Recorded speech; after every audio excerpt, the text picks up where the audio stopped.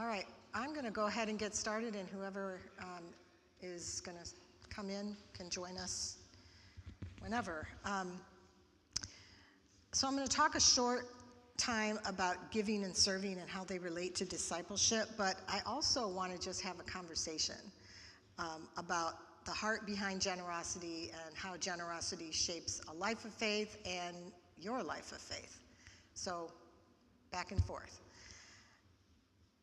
So as we've been saying, this is our final week and our final presentation on the 6 keys to discipleship.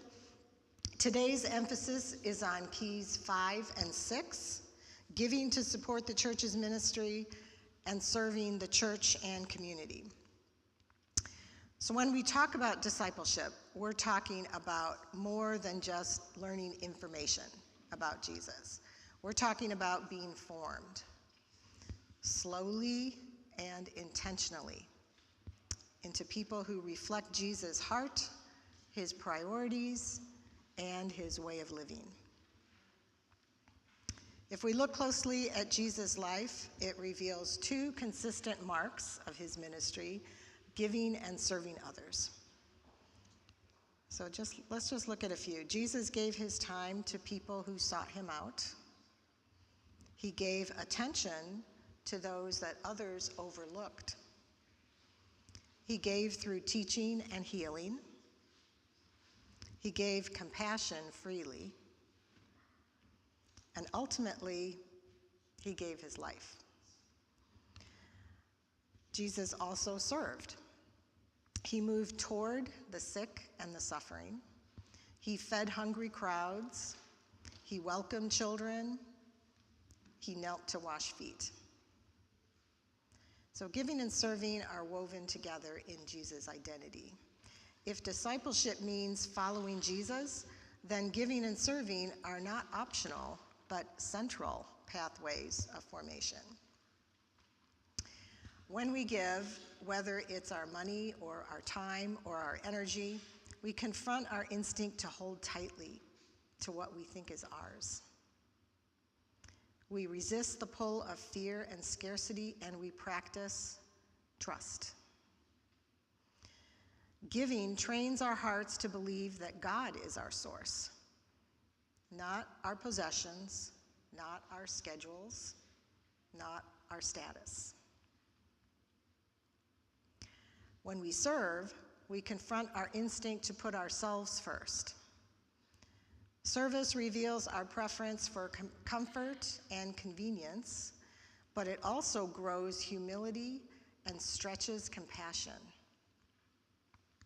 Service trains us to pay attention to God and to the needs right in front of us. It moves faith from ideas into action. And over time, these practices reorient our hearts. They shift us from self-centered to other-centered or Christ-centered living. Most of the time, this formation happens in very ordinary ways. It's choosing generosity when it would be easier to hold on. It's volunteering when no one else signs up. It's listening when you're tired. It's showing up when it's inconvenient or unfamiliar. As we heard this morning, Jesus doesn't just model service, he invites us into it. That invitation is discipleship. So now the arrows. And here's the mystery.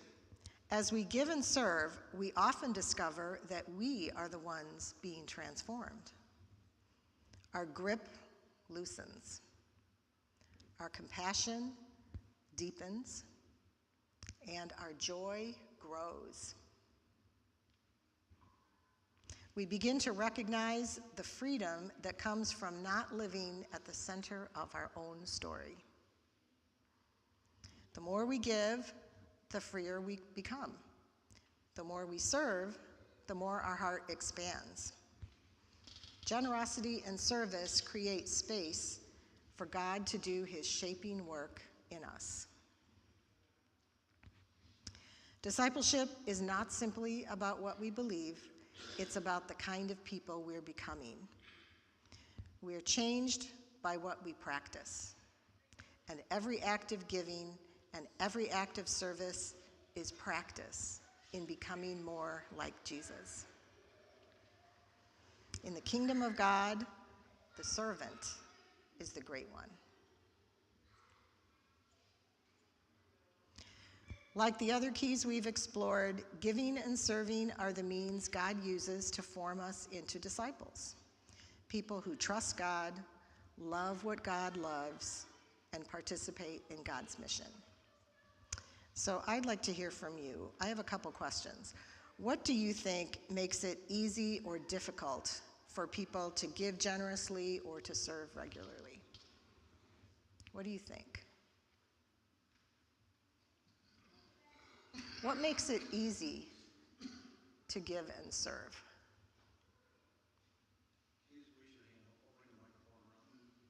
Okay, Pat. Well, time is a big thing for me. I've recently retired, so I've been able to do a few more things, but I'm always amazed at the people who are volunteering and working full time and somehow prioritizing it. That was difficult for me while I was working. Yeah. So there's a difficulty finding the time, making the time. I think it's opening your heart, changing your outlook to love more, to trust more, and then giving becomes easier by opening your heart. Yeah, and that's not a quick thing, is it? It's not like, okay, my heart is open. It's practice. Practice over time. You begin to see that there's a change happening in you. So that's a big word. I heard Bruce say it too, practice. I think the word enough is, I've just been seeing a lot on some little taglines that says, you are enough. And I think sometimes you think you're not good enough to maybe lead something or to do something, but you just have to know God knows that you are enough where you are. Yeah, it's confidence. Yeah, and it helps to know, because I struggled with that too. Confidence that, am I going to know what to say, what to do, how to do this? And then I realized it's not me, it's God working through me. So we pray that prayer, God work through me, God give me the words, and it happens. So rely on God. Any other thoughts? What helps move generosity from something we should do to something we want to do? That's a little more specific question. We don't want to serve because we should, we ought to, but because we want to. What makes that shift? Or have any of you experienced it and can? Yeah, you need an attitude change. An attitude change? From what to what? In my case, I'd say from complacency to whatever the opposite of complacency is. Yeah, what is it? Activity? Moving? Movement. For me, a huge transition was recognizing the value of money is not for me, it's how much I can share with others. In other words, I got plenty, so much so, blessed so much from God,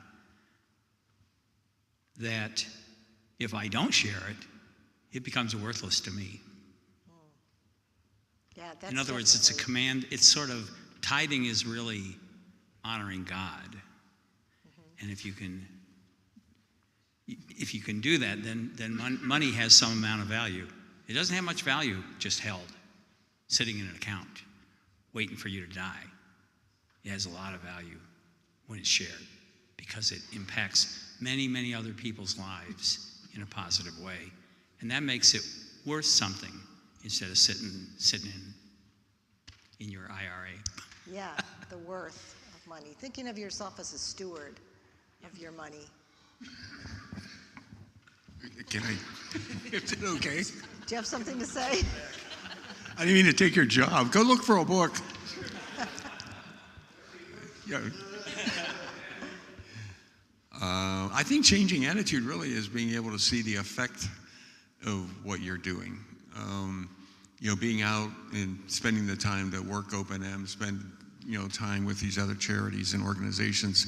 Did you actually see the benefit? I think all too often, including us at times, think writing a check is, serving, if you will, or contributing, and it is. But I don't think you can get near the benefit of it. You don't see the joy from it. You don't see the impact you're having. So the more and more we can entice people to actually serve and go do and just live the effect of what you're doing, I think is good. Yeah, so put yourself in a position where you can see the effects, where you can see the before and after.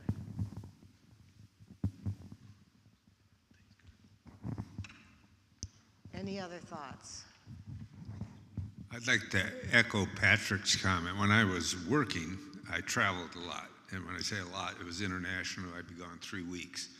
When my kids were little, I had no time for traveling beyond my work and serving my family. They didn't recognize me when I come home when they were 1 and 2.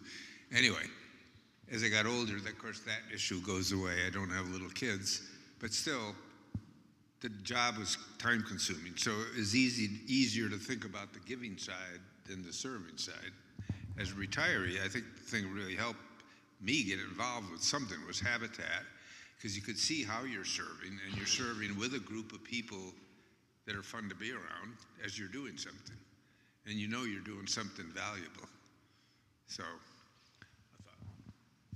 Yeah, you had more space once you retired. And sometimes you can think about what is taking up that space that could be replaced with something that might be more meaningful. I also think when you personally experience something where it really impacts you and someone served you, then you say, wow, look at how I feel. I want to share that with someone else. I want to do the same thing or something similar for someone else. Pass it back. Yeah, Pass it on. definitely. Okay, that gets us a little bit into the next thing I wanted to talk about, and that's shape. As we think about giving and serving, it's important to remember that discipleship isn't meant to shape us into one uniform expression of faith. We are the body of Christ, arms, legs, they're all different. They all serve different needs. So we're all created with unique gifts and talents and personalities. Every disciple shares the same call to follow Christ, but each one lives that call uniquely according to their shape. Shape was the topic of a class offered in the spring of 2025. The book that we used I have here, so if anyone wants to take a look at it later. We intend to offer this class on an ongoing basis. So you'll see announcements of this class coming up. The book is called Shape, Finding and Fulfilling Your Unique Purpose for Life by Eric Ries. The book teaches us that God has uniquely shaped every believer with a combination of characteristics that determine their personal calling and effectiveness in serving others and advancing God's kingdom. Understanding your personal shape helps you live a purposeful, impactful life rather than trying to fit someone else's idea or model of ministry or success. So SHAPE is an acronym. It stands for 5 aspects of a person that together reveal their unique kingdom purpose. And let's just go over those quickly. S is for spiritual gifts. And as I list these, think about how this applies to you. What are your spiritual gifts if you know them? Spiritual gifts, God-given abilities for serving others and sharing love in ways that build up the body of Christ. Okay, your spiritual gifts affect your shape.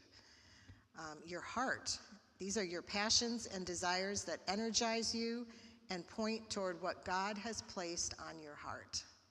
So what is it that really pulls at your heartstrings? The A is for abilities. These are natural talents or skills you were born with that can be developed and used to impact God's kingdom.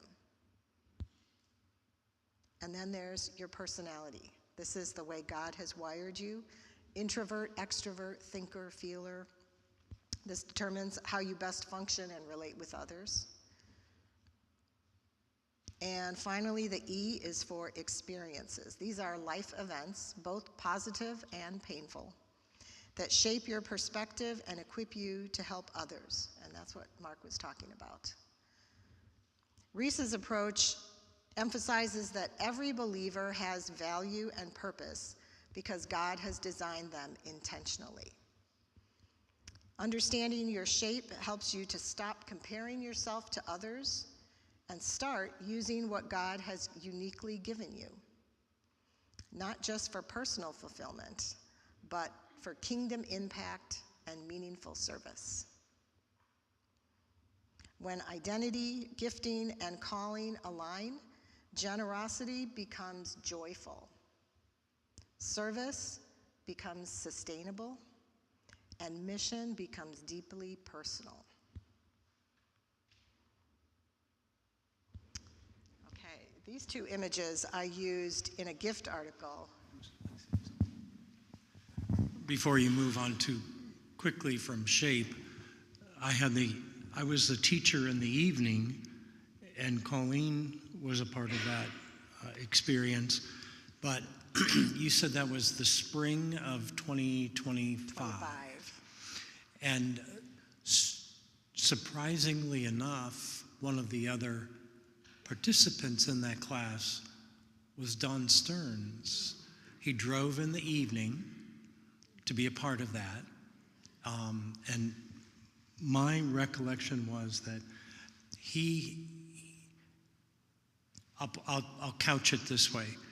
He didn't remember ever hearing about spiritual gifts. We helped him identify his spiritual gifts around the table. But he was just like, why has it taken me this long? So he would have been 96. Yeah. Why has it taken me so long? And I said, I don't know. You keep going to plays and concerts and things like that. Maybe we joked with him about it, but it was rewarding to see him begin to expand, even at age 96, his understanding of his discipleship. So, was there anything insightful regarding Don or yourself, Colleen? Yeah, this is called being put on the spot. I remember that with Don, but one thing I did think too, not only just because he didn't recognize them, he was still using those spiritual gifts. He just hadn't maybe claimed them or named them yet, but he was really enlightened. And I learned some things about myself too. It was a really good class, and some things were in an area I would have expected, and some were not. So. Anyone else here who participated in the shape classes that had a kind of any enlightenment, or Marcia? It was probably one of the best things I've ever done, because it opened I saw where God was using things even in my childhood and shaping me for where I was going to serve. I thought I knew what my gifts were. I didn't. So it was just fun to look back at those. It was a real faith builder. I really realized God had his hand on me, on all of us. Yeah, you see the patterns. You see the path that your life has gone through, and you see the purpose behind different things, and it is really cool. I like this because there are a lot of different courses we could offer, but this one, it takes into consideration your spiritual gifts, your talents, your abilities, but what about my personality? What about my life experience? It puts all of those together, because all of those things shape you and prepare you for what you can do best in God's kingdom. Okay, so these two pictures appeared in a gift article, and it was when I was introducing the first SHAPE class. And this is my story. I talked about how volunteering for Meals on Wheels, an important and worthy organization, but it exhausted me. The tasks involved didn't align well with my personality, and I just couldn't find the joy and purpose in doing that work that I saw the other volunteers experiencing. I finally stopped that after a long time, after a lot of guilt. I can't say no. But then I decided to volunteer as a vacation Bible school teacher and found that I was energized by this. And I loved working with the children. I loved thinking of new ways to make a greater impact in the classroom. And other people started noticing. And I realized I was so much more effective as a VBS volunteer than in any other areas I'd tried. And I realized that I'd found my passion. That was it, and I just kept going. Seeking areas that are compatible with your SHAPE can be a really effective approach when making decisions about where to invest your resources of time, money, and energy. Some examples. Someone with the gift of teaching may give their time to form others spiritually. A skilled administrator may strengthen ministries through structure and sustainability. A visionary may gravitate toward pioneering new initiatives. And sometimes the very experiences we've lived through uniquely qualify us to serve in ways no one else can. So I'd like to ask Dave to share a little bit about how his life experience has led him to serve in a particular area. Am I supposed to go up in front? Yeah. Well, Wherever you're comfortable. wasn't prepared for this. Is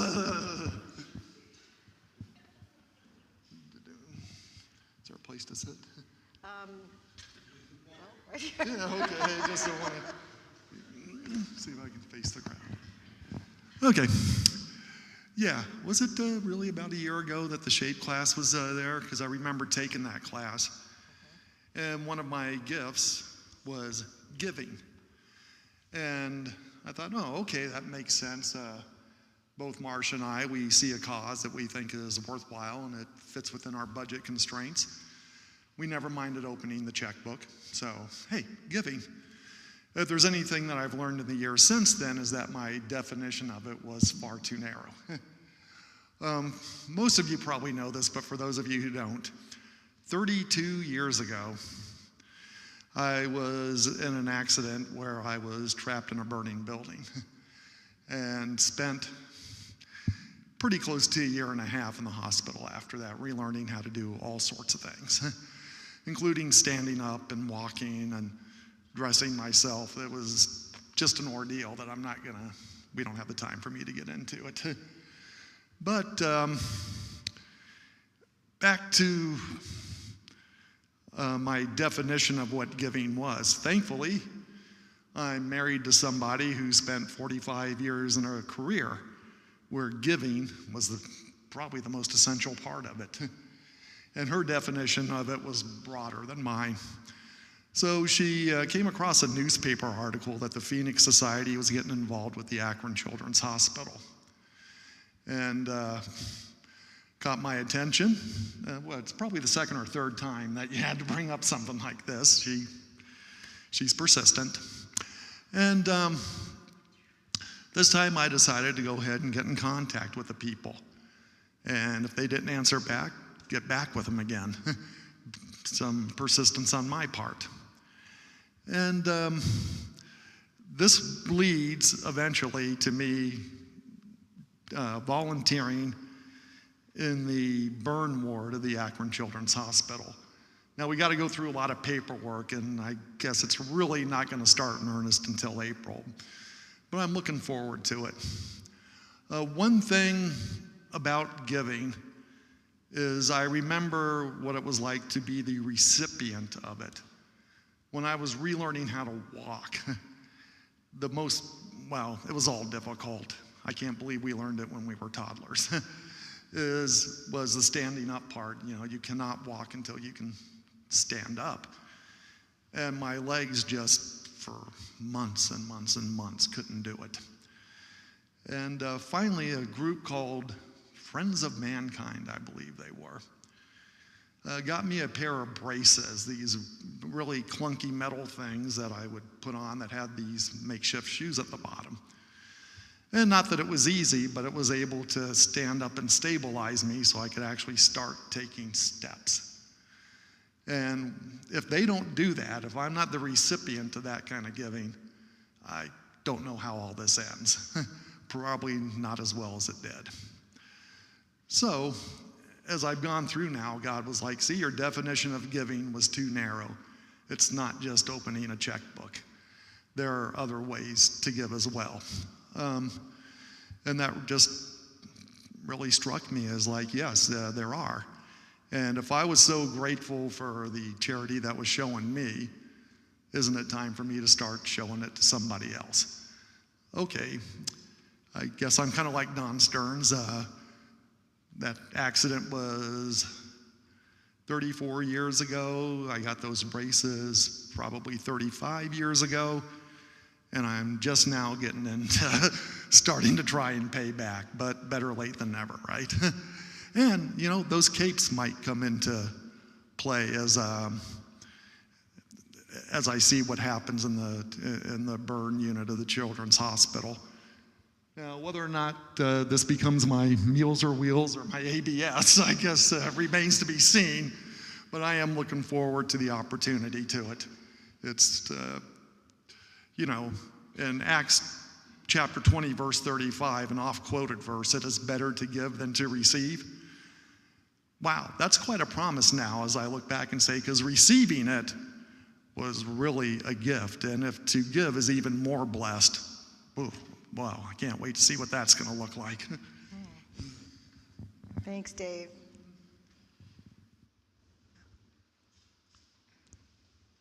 Does anybody else have any stories like that they would like to share? Gifts, talents, experience, or passions that have influenced how you serve or give or find joy in serving?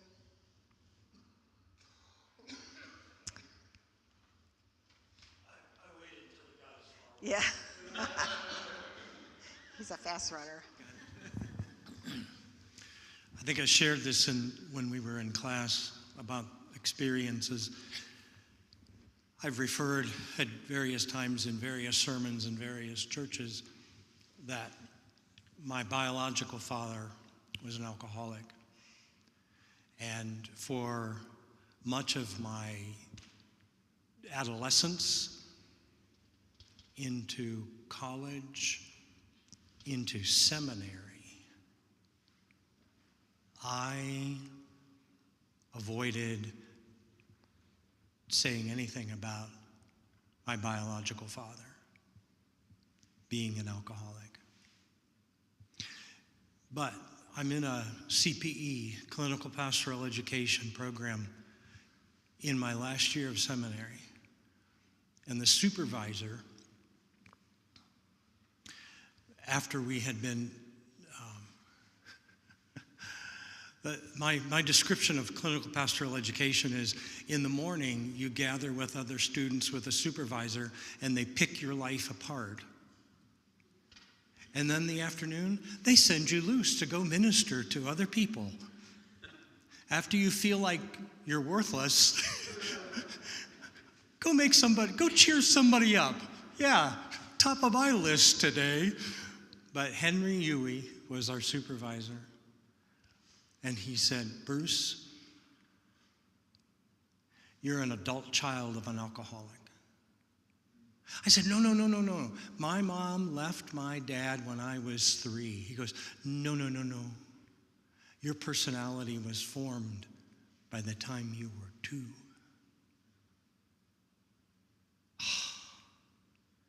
So I began a journey of coming to grips with that. And it began to make sense that along my way, I was coming into contact. God was bringing along my path or crossing my path with people who had addiction issues. God saw my shape, and God wore me down. 32 years, Dave. And when I began to learn about compulsive behavior and addictive behavior, and I began to learn not about others, but I was learning about myself. And I went into a program for adult children of alcoholics. It was an outpatient. And I came to recognize the amount of anger I had for my biological father. And it wasn't until after I recognized the anger that I was in turn, in time, able to express mercy and forgiveness to my biological father. And it became an eye-opener to be able to walk beside people who were seeking to understand recovery. I joked with a fellow who died a year ago, 2 years ago in March. And I became a part of his journey. And he became a part of a sponsor for many alcoholics in the Lakewood area. And I'd get these phone calls. Are you Bruce Hartley? Yeah, I'm Bruce. Wayne referred you. Wayne. So it was like I hung a shingle out on the church sign that said, Bruce Hartley does fifth step programs really well. But it was coming to grips. It was shedding the shame. It was embracing the experience that I grew up with. And it was early on in that seminary when I began to use my middle initial in signing my name. Charles, my father's first name.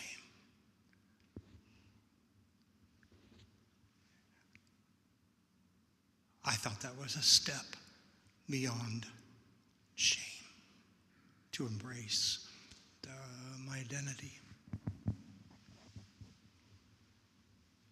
And what ministry grew through that step? I want to encourage everybody, there is something that you can do that no one else can do in quite the way that you can do it. So think about what that might be for you, and then go do it, because that's God's call to you. So I want to talk about some of the opportunities to serve and give through HUMC in particular. They are numerous. I've classified them as here, near, and far. I will highlight, and others will also, I'll also ask them to highlight other opportunities today, but know that there are more than what we are going to talk about. I encourage you to watch for announcements in the gift and in the bulletin, Facebook, emails, the website. Look for ways to offer your unique gifts. Your talents, your skills, your passions, your life experiences, use all of those to do God's work in and through the church, the community, the world. I will highlight some from the church. And I want you to think about what you love to do, the populations you love, the causes you care about, and know that there's a place for everyone. So within HUMC, there are two categories. First is financial giving. This is financial giving specifically to the budget of Hudson UMC. This maintains our building and grounds, and it funds our various ministries. There's a place for giving in that area. And then giving of time and talents.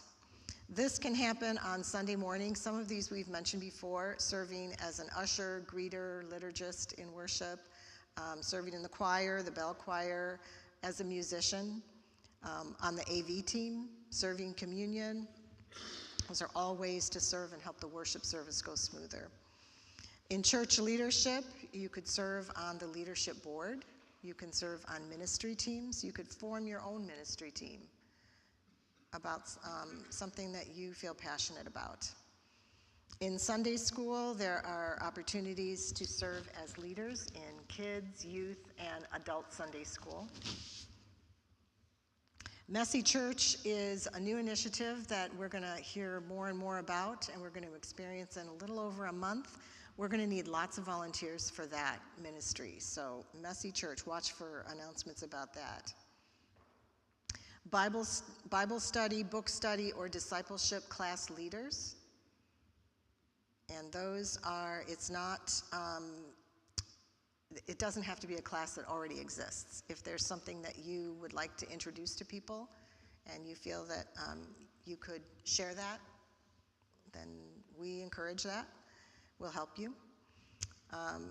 Property maintenance, technology support in the kitchen, coffee hour, funerals. Messy Church will have a kitchen team. So, any area that, big or small, that you think there's a place for people to serve.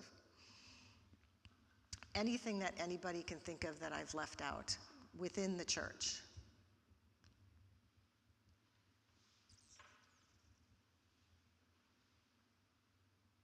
Yeah, we're going to talk about some others through the United Methodist Women. But I will first invite Paul Brown up because he is our person who guides our missions at Hudson UMC, and I've asked him to share some of the opportunities. This would be the near and far, I guess, categories. Do you want to sit up here? Yeah, I'll sit up there. Okay. I don't have one of them iPad things, but I will have the slides on my screen here, so hopefully this doesn't. Oh, that's an idea. I like that. As I get started, though, I did want to, first of all, just give a lot of credit to the, this year as we start the year, the mission committee we've changed our name to the mission ministry team. And, kind of semantics, but in some ways we talked about it as a group, and it's like, wait, we are a team, Committees, they begrudgingly go to meetings, but teams are like, hey, we got a sport to play and it's called missions. Anyway, and we are a ministry. We are, I'll talk about what are those sort of things that we do. But it's really important to understand this, it is a group effort of kind of like-minded people that realize how powerful it is to use your time, talents, treasures to help to get out there into this world and do like Jesus did, taking care of the least, the last, and the lost. That's what motivates, they're highly motivated by that. So I wanted to call them out by name because I am a servant of this ministry team. So it's Linda Arnold, Sandy Bernert, who also is on the UWF missions group there and very involved in that. My beautiful wife, Linda Brown, and I mean that, she's wonderful. Me, Marty Hanna, who has the last name spelled with an H at the end, and I misspell it at most of our committee meeting notes. No, ministry meeting notes. Anne's not on our committee. But anyway, John Kralik, who is a unique member of the team. And anybody who has a passion for a specific ministry or mission could do what John does. John, I've told John, you don't need to come to any meetings. Don't waste your time coming to meetings. Spend your time pulling together teams to work on Habitat Homes, doing a fundraiser here in the church, following your passion for Habitat for Humanity. And that's he's into it, of Summit County. Habitat for Humanity of Summit County, which I'll show you some information about. Nancy Kralik, who is a pillar when it comes to missions and has been for decades. And Colleen, who is the second Bill Centrillo for ASP of the church, now the pillar of ASP in coordinating, and she does so much work. So I am a humble servant of that team, and I'm just the mouthpiece. They do the work. I participate where I can and get a great deal out of it. But I'm really, really proud of that group. I also want to make certain we mention the UWF missions. And we're going to be, aside from doing the ASP silent auction next week, it's about raising funds for UWF missions. And our United Women in Faith group does a great deal of mission work that is very, very powerful and very, very impactful. And I'm looking at you, Angie, because I know you're a very key part of that. But so I wanted to give credit to that group. Now I don't know who the members are of that group, but I know they also have a passion for missions. So I'm going to move into some slides, and I think what I'll do is I'll just kind of, I don't need to look at my computer here. Go back. The categories. So when we talk about missions here at HUMC, there's 3 different categories. At least that's the way I kind of group them out.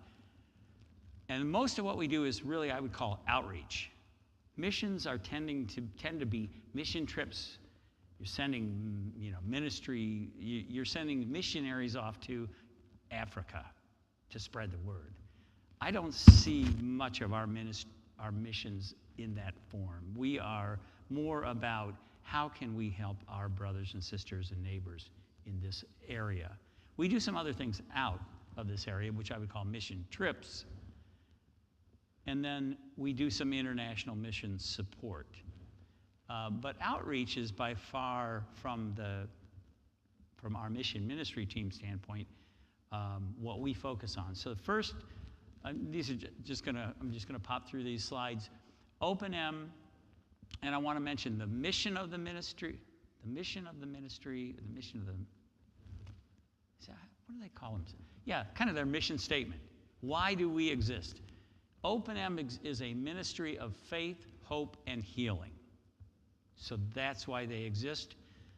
Everything they do, they'll run up against that statement. How does this promote faith, hope, and healing? And if it doesn't, don't do it. They were founded in 1968.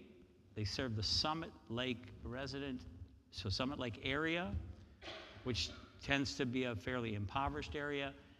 They have an incredibly great medical and dental clinic that's operated by doctors and dentists that volunteer their time to come in and provide this service to people who otherwise may not be able to get seen.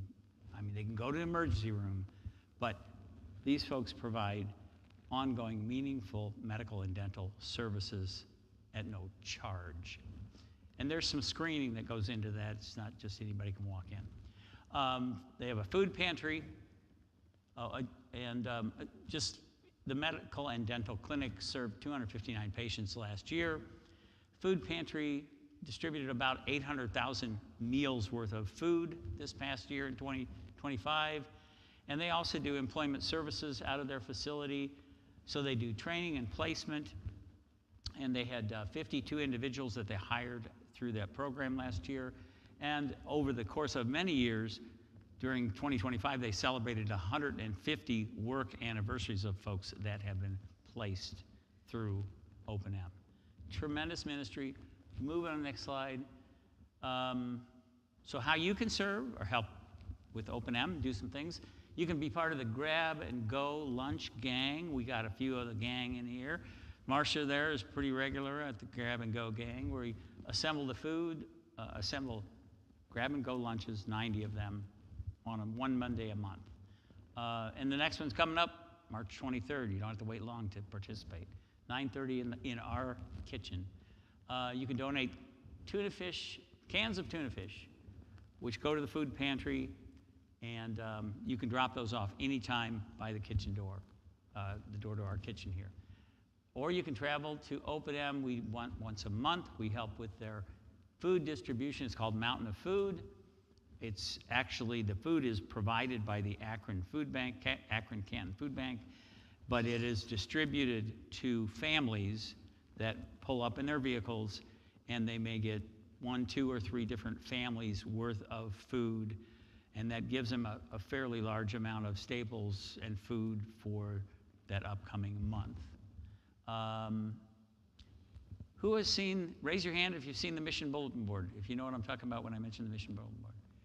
All right, good, quite a few. If you haven't, it's just right outside of room 109. Check it out. It's got a calendar there. It shows that month's mission opportunities, things that you can do to participate that month. So it's a great thing to check out. Every time you come to worship, worship the mission bulletin board. Okay, next, don't worship it, I'm just kidding. What we committed to as a church, 90 grab-and-go lunches a month, 200 cans of tuna per month, yay protein, really, really important. The food pantry at Open M does not get much meat at all anymore. So one of the major sources of protein that they're using now is cans of tuna fish. And what was really cool last year in 2025, we were able to make a one-time $2,000 donation towards a backup generator for Open M, because they store all of their medicines that need to be stored in refrigerated units, and all of their refrigerated food and frozen food. And in the end of 24, there was a pretty significant power outage in Akron, and they lost power for several days. And I don't know, almost $200,000 worth of medicines, food. There was all kinds of loss of this vital things that they were supplying. So at Open M, the board made a decision, we need to have a backup generator. We can't afford, we have to have a way to preserve this stuff. So we were able to help with that with a $2,000 donation through the generosity of this church. Okay, why do we support Open M? We've been partnering with this organization. They've been around since '68. So what is that? Is that going on like 50 years, 60 years? My math, 70, 80, 90, 18, 28. Yep, going on 60 years, almost. They help neighbors in that area maintain what I'd call a respectful standard of living, or they strive to do that, and also helping them grow in their skills towards independence by placing people through that employment process. They become a reliable partner of this community and a vital resource to help families address significant life challenges. So that's Open M. Feed My Sheep, their mission, helping our neighbors in need. It's a long-standing ministry, works out of the Redeemer United Methodist Church in North Hill. And every Friday, they host a hot lunch from 11:30 to 12:30, along with clothing and toilet paper distribution and other toiletries. Your opportunities, if you want to get involved with help supporting Feed My Sheep, the gift every month will have a list of what are they looking for this upcoming month. So that's how you know what's the best thing to donate, and those items get donated, I think, into a bin in the closet next to the handbell case there, off to the right. There's that closet there, and there's a blue bin in there.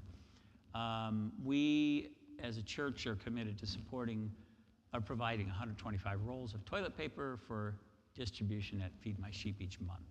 So that's something we do on an ongoing basis. We're becoming known as the toilet paper distribution capital of Northeast Ohio. Next, Habitat for Humanity. I mentioned, just a little bit, Nancy Kralik has been kind of the lead on the Feed My Sheep Minute program. Habitat for Humanity, their mission, and I love this, everyone deserves a safe, affordable home. That'd be a good mission for our Congress. Anyway, whoops. HUMC partners with, that's Habitat for Humanity of Summit County. Oh, they were established in '86, so they've been around a while. Now that's all part of Jimmy Carter's program that started back up in the '70s, Habitat for Humanity across the country, and we got an affiliate here in Summit County in 1986. We partner with them to build Habitat homes in this area. The family is purchasing these homes. They have a 30-year, zero-interest mortgage that they pay directly to Habitat. Those mortgage payments going to Habitat create something they call the, and I love this, the Revolving Fund for Humanity. So the monies feed back into Habitat, which then help to move towards the next house that they're going to build and so forth. So it's an ongoing process. It requires 250 sweat equity hours per adult moving into this house. So they help with the building of it. They go through some classes for how to deal with finances, how to make sure you can make your mortgage payments and that kind of stuff. So it's a skill building process as well as you're a part of this. And if you ever get a chance to go to what do they call it when someone receives their, goes across the threshold into their new Habitat home? Anyway, go to one of those ribbon cutting ceremonies or whatever it is, because it's, you know, home ownership really is part of what makes for a great life. I mean, we take it for granted. It's not something people can take for granted all over.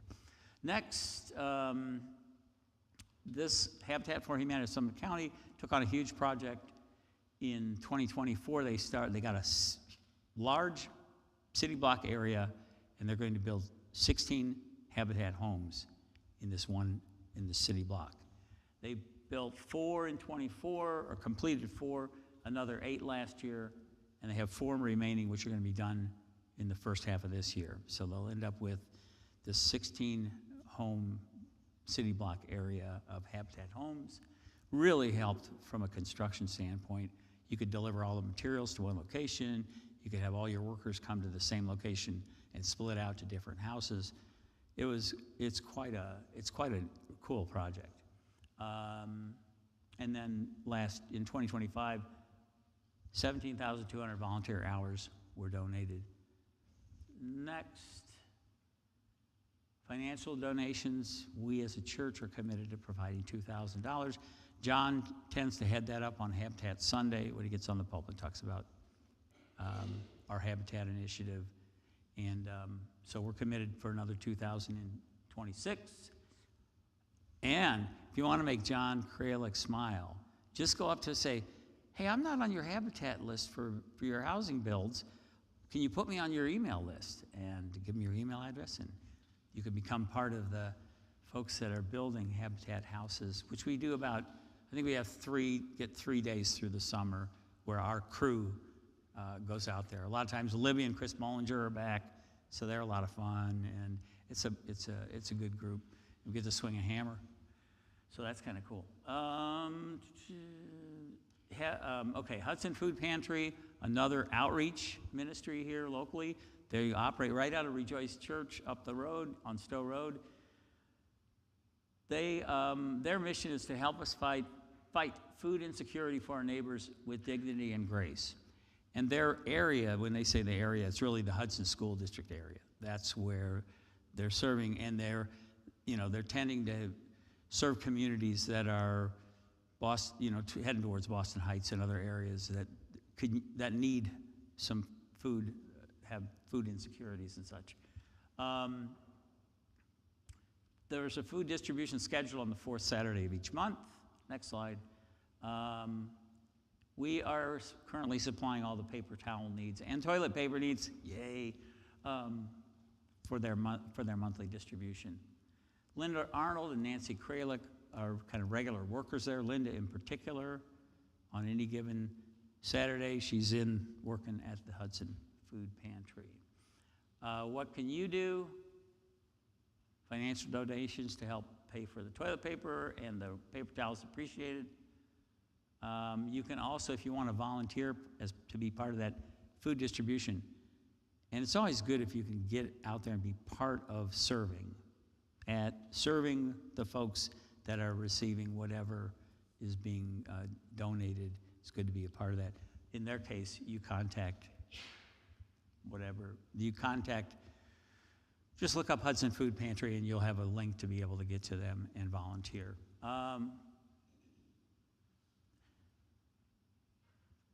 Just a recap, we do some donations during alternative giving. In 25, we ended up with $960 going to Open M, Akron Canton, $525, the food bank, and South Street Ministries, $410. South Street is something new that we've just started to support recently. They serve South Akron. Their mission is South Street Ministries equips and inspires the restoration of community, economy, and faith. Some other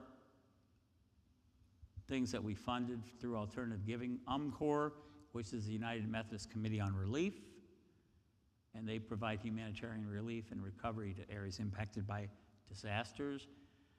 The United Methodist Global Ministries received a $300 donation from us, and then the mission ministry team, we have we got $315 from alternative giving to donate. Before we get into mission trips, I want to mention one other outreach thing that we're pretty involved with, but I didn't have a slide, forgot to create a slide for it. I want to make sure everybody knows and puts on their calendar the day of service for First Serve this year is Sunday, September 13th. So Sunday, September 13th, day of service. Most of the work's done in the North Hill area. It'll be project work like it has been in the past, and a sending service at the beginning of the day. All right, mission trips.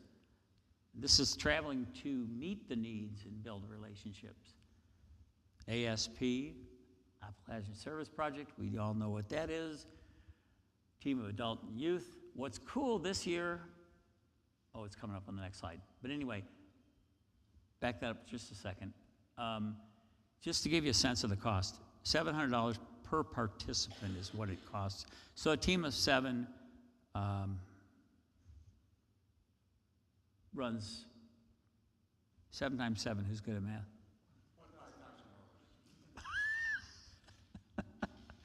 Yeah, that much. Anyway, now the participant pays $200 of it, and then we as a church support that the rest, the $500 per person. Okay, what's really cool, or how you can support this mission, of course, is pretty much right in front of us this Sunday and next Sunday. Next Sunday, make those bids, get your wonderful items, and that will help support the cause there at the pancake breakfast. We are going to go ahead and have you cash out that day, so bring your checkbooks and plan to take your items with you that day. It'll be our 52nd year of serving, taking a team down to Appalachia for ASP. What's unique about this year is Bill Centrillo has a team from a church plant in Mason, Ohio. It's called Resurrection Church. It's an Adam Hamilton church plant.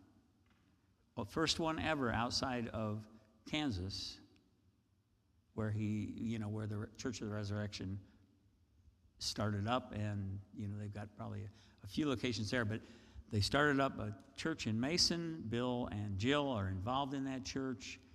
Bill has pulled together, he had like 10 people interested in going on ASP, and he's got a group of 6 known for sure that are going to go.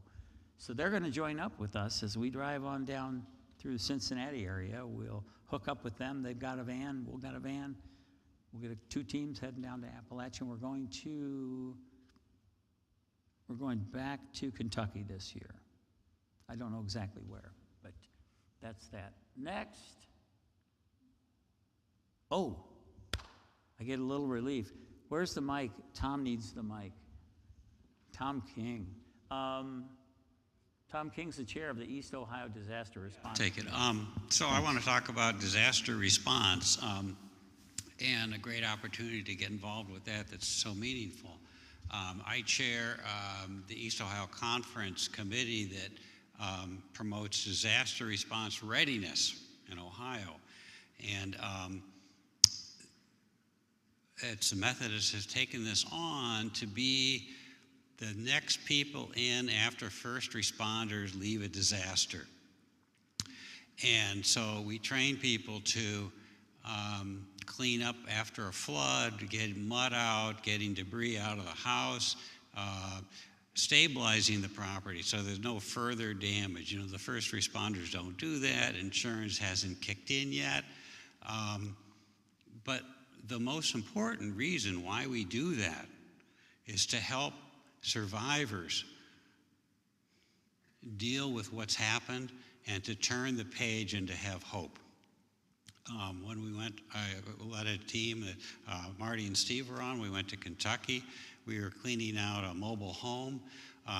The owner was just, kind of in the periphery, but on the last day, he said, I really thank you. You've given me hope that now I can get started to reclaim my house.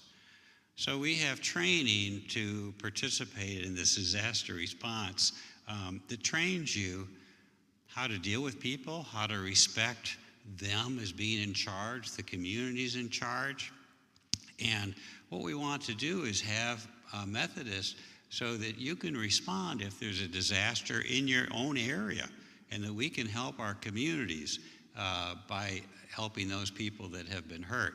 But also then we can go and take a trip, we call it a journey, to help elsewhere. I've been to Kentucky, been to Detroit. So the training is really how to orient yourself to be of a service and being a witness of Christ serving.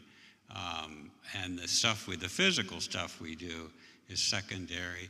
It's just to give them hope that somebody from outside the community is there to help them to move on. So there is a training, 8-hour training, which is very valuable and very rewarding, coming up April 25th. It's going to be at the North Canton Conference office. So if you want to learn more, but it's so rewarding to participate in this. The need is obvious that folks need help, and the team bonding that you get of going somewhere and meeting new people and helping together. It's like Habitat for Humanity and a meal program. I mean, you're dealing with people in a real time of need. So please consider that to get involved. Thank you, Tom. And those tend to be a bit shorter in duration, aren't they? Yeah, I'm talking about disaster response, a big picture. You've got 2 components. You've got volunteer and missions that tend to be a little bit longer, and you've got official disaster response, early response teams. There's a bunch of jargon there. Forget about all that. If you want to get involved, we'll get you involved. Whether it's a VIM trip or a ERT trip, forget all that. Just get involved. Thank you, Tom. Another thing this is the third category, and I'm almost wrapped up here, international mission support. One of the things that we do and have done at this church for quite a while is Heifer International. It's been around since 1944. Another incredibly phenomenal mission statement. We're on a mission to end global hunger and poverty by supporting and investing in farmers and their communities. I know Kurt and Sherry you guys really are, this is a very favorable mission from your perspective, just So let me walk through what they do. They work globally. They have projects in 19 countries across 4 continents. They provide tools, training, resources that help farmers work together to build profitable, sustainable businesses with strong market linkages. Now, how we support it is we sell your chicks and your rabbits up by the CAC, and they're going to do that on the 22nd, and then, let's see, after the pancake breakfast, the 15th, yeah, 22nd and the 29th, we'll be having chicks and rabbits for your donations, and whatever proceeds we get from that, we will send to Heifer. Now, they talk about an organization that thinks big, and some churches have done this. What is the maximum you can buy? A whale? An ark. We've talked about that a long time. We have. $5,000 if your church wants to buy an ark. You send $5,000 to Heifer. It's just a large sponsorship, a large donation that you're making. The idea is you're not just buying a chicken or rabbit. You're getting the whole, every kind of species of animal, like Noah's Ark. Anyway, it's kind of a cool challenge for us to think about. Hey, how far away are we from an ark from this church? Right now we're selling chicks and rabbits, 22nd, 29th. Okay. So mission opportunities here are listed in the gift, worship bulletin, mission bulletin board I already mentioned. You're going to see via emails, Facebook posts, and all the other wonderful things that Ashley is doing just a phenomenal job of getting out the word.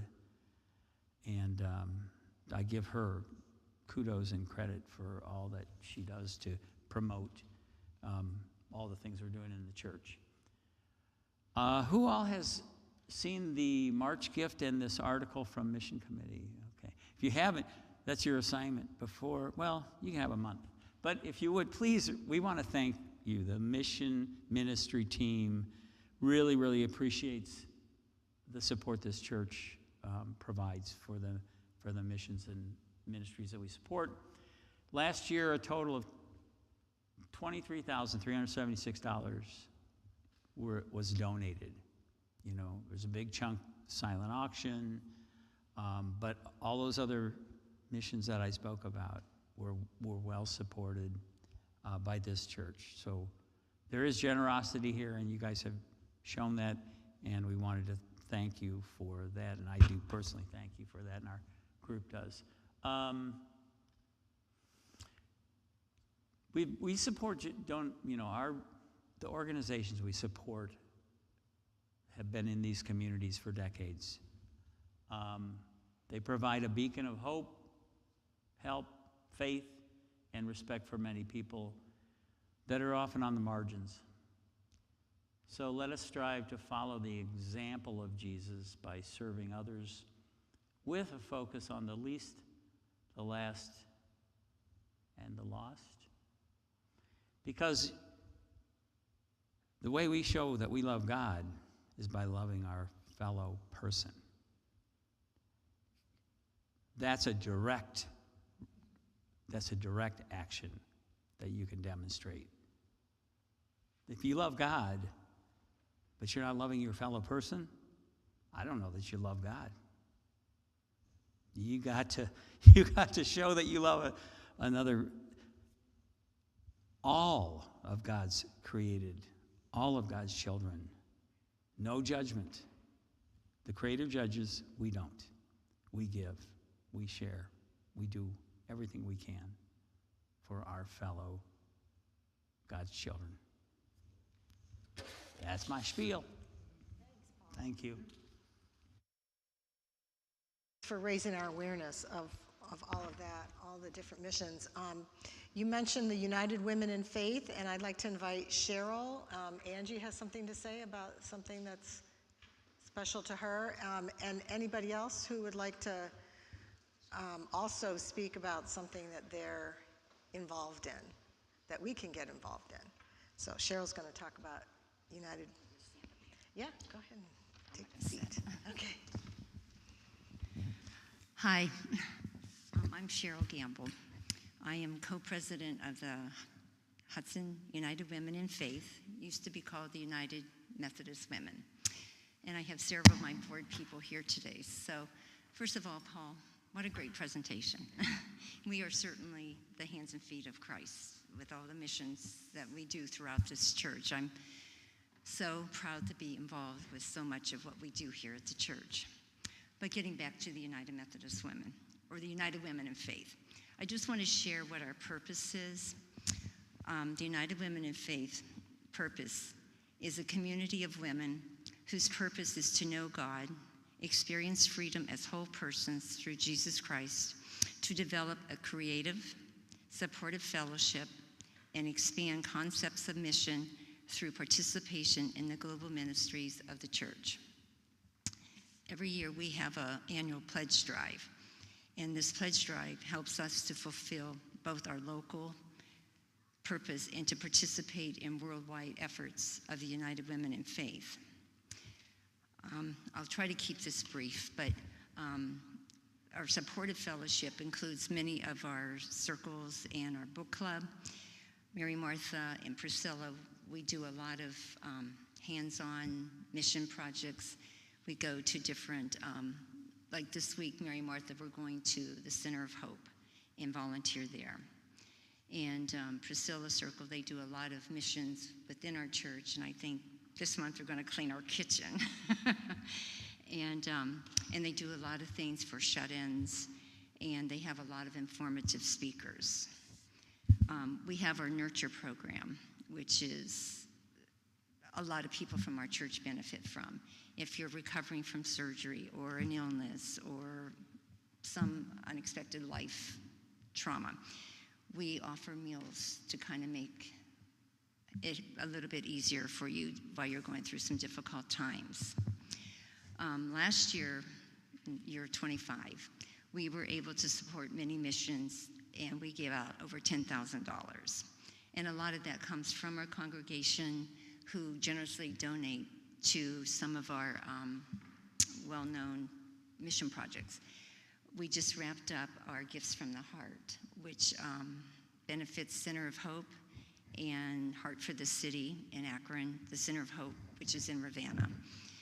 I don't have a total number, but I think we're probably pretty close to about $1,400, maybe more, and we will be splitting that income that you all donated to between the two organizations, and they really need this money. It's sad to know the food insecurities that are out there. We take for granted that we have food on our table and throw scraps away, and there's other people who don't know maybe where their next meal is coming from. We do support many missions, and I'm just going to name a few because there are a lot that we do, and UWF Sunday is coming up in April, and we'll have an insert, and it will explain or show all the missions that we have supported in the past year. I didn't break it down into how much we've given to each, but $10,000 is quite a lot to be able to support so many missions. Church World Service Blanket Sunday, that's another one that we open up to the congregation. For $10, it supports a blanket, and it goes to other countries who we don't freeze at night in our homes. We have blankets, and some people, that's all they have. So every $10 buys a blanket.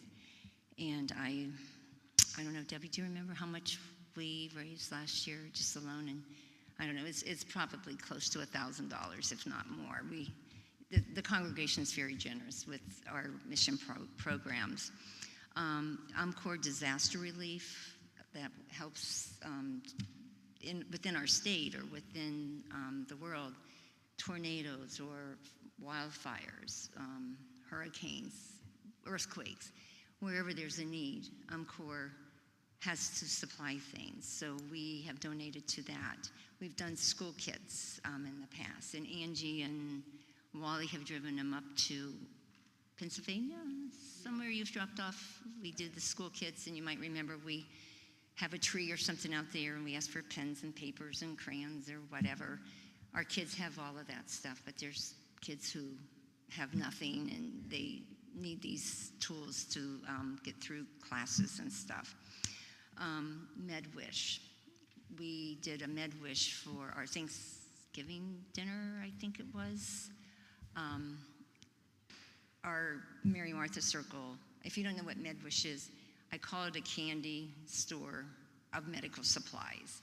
It's huge, and from the tiniest needle to hospital beds, they have everything there.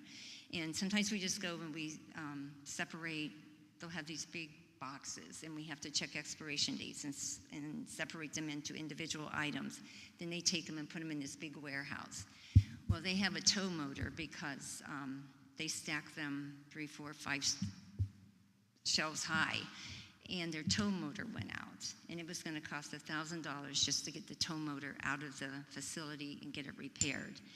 And when we were there volunteering, I told them that our UWF ladies were going to donate money toward their tow motor. So through our pancake breakfast, I think we raised about $800 or $900. UWF, United Women in Faith, donated more, and I think we gave them a check for like $1,200, was it, Debbie? Numbers are escaping me. I didn't have all the numbers, but we got a very nice thank you, and they were able to get the tow motor. When I talked to her and told her that we were going to do this, we were the first people that had donated or committed to donating toward their repair. And so now the motor has been fixed, and they're able to get their supplies, and they ship these things, third world countries. Paula Shaw is usually one of our great helpers there because she's a nurse and she knows about all these supplies, and she's actually shipped supplies over there, and a couple of her doctor friends have even come and been able to get some supplies and stuff. So a lot of that comes from the congregation. We thank you. I just want to say that all women are welcome to get involved in the United Women of Faith. We would love to have you be a part of our group, maybe by joining an enriching program, volunteer with our many mission projects, and use your time and talents to any of the many activities within our church and community. And now I'm going to ask Angie to come up and share one of our creative projects.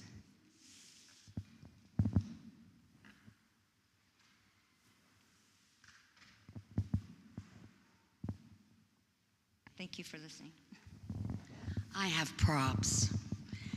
It's getting late, and I know this is probably the least thing you want to hear about, but it is one of my passions, and I guess it goes back to the SHAPE program, where I retired from teaching after 39 years, and immediately the church kind of grabbed me up and said, would you like to serve on our board for UMW?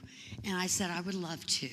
So I got involved with doing sunshine cards, and hopefully many of you have had some of those cards sent. But then I thought, this is just not really enough. I need to do something greater than that. And I've always worked with children and served children for my entire life. I love kids. So Carrie Book, if you recall Carrie, she lives close to this wonderful lady named Debbie Rowland, who originated our Kids Capes of Courage project many years before I became involved. And she told me all about this. I love to sew. I'm very good at organizing. And I thought, and I wanted to help kids. So I thought, what a great project. And Debbie actually came dressed as Wonder Woman to one of our board meetings. And I got everybody on board, and everybody was really excited about making these capes. So we have been doing this I think this is our 8th year. And Rev Bruce referred to them this morning and has supported us in so many ways. And just getting the word out there, I think, is really important. If you don't even have to know how to sew. I think everybody in here has been involved in some way with the Kids Capes of Courage project. But kids love them. They go to children like at Akron Children's, and you may, Dave, see some of the kids wearing them around.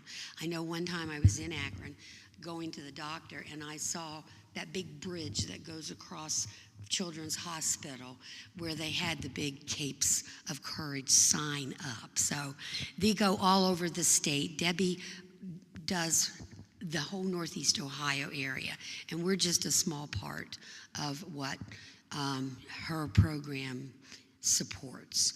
We have people here in our church from North Carolina. Linda Arnold's sister-in-law loves to sew these, so we get her involved. And if you don't have to sew, like I said, you can just come and cut patterns out. We usually make this a winter project because nothing else to do in Northeast Ohio in the winter. And so we cut them out. We just had a session in January. We cut out 55. And the ladies are all busy sewing them as we speak. And I didn't realize how much kids love these things until I presented these little Paw Patrol ones to my great-nephews. And it's just amazing what it does for a kid.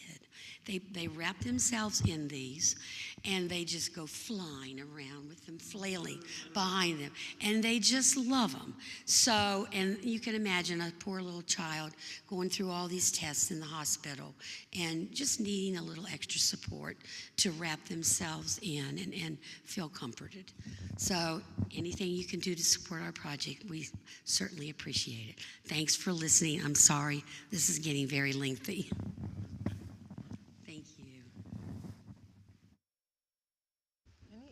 Anyone else? All right, well, we are so blessed to have so many people who are giving of themselves and in important ways, and we want to continue that, and it's a value of ours, and it's part of our keys to discipleship, so we're going to do more and more. I want to just a couple more minutes. The 6 keys, one more time. As we close this series, the question is not simply whether we believe these 6 keys are important, but whether we're willing to live them. So I said that I was going to have this last slide on every presentation, and here's your one final encouragement: to make space for God to form you into the likeness of Christ. Discipleship happens as we show up, as we listen to God, grow with others, pray, give, and serve again and again.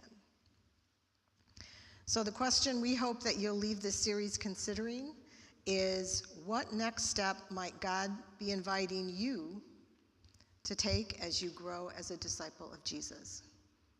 So as you leave, and in the coming weeks, be thinking of that and think about how that is going to play out in your life. Okay, thank you.